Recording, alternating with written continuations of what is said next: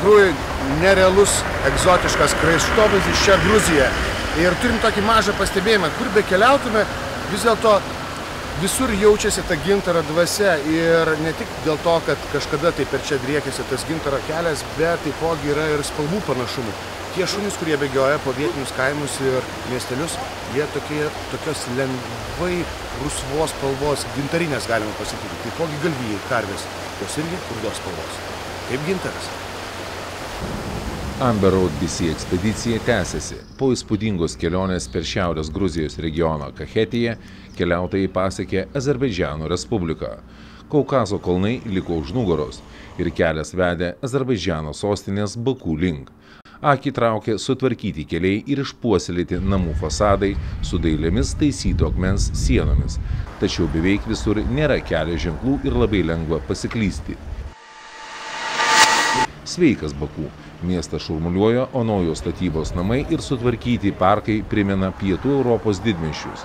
Visur jaučiasi Azerbaidžano ekonominis šuolis ir šventinės Eurovizijos nuotaikos.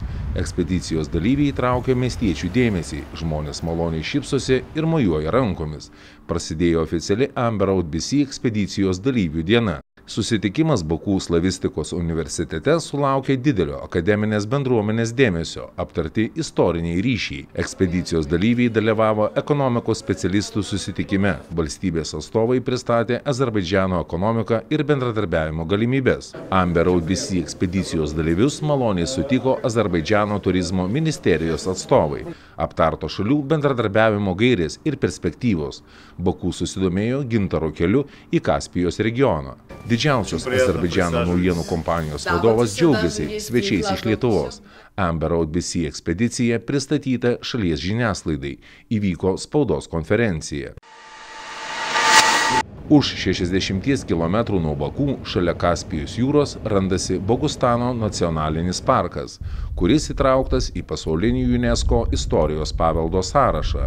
Čia gausiai lankosi šalies svečiai, o daugiau nei prieš 10 000 metų ant uolų sukurti piešiniai tiesiog užgniaužė kvapą. Bogustane kadaise lankėsi ir pats Turas Heyerdalas, garsus norvegų keliautojas ir mokslininkas tyrinėtojas. Visur dygsta naujos statybos pastatai, o neįprastas kalvotas peizažas driekėsi per visą horizontą. Tai Azerbaidžanas, Centrinės Azijos šalis, kurio ekonomika žaibiškai vystosi dėka naftos. Laukite tęsinio.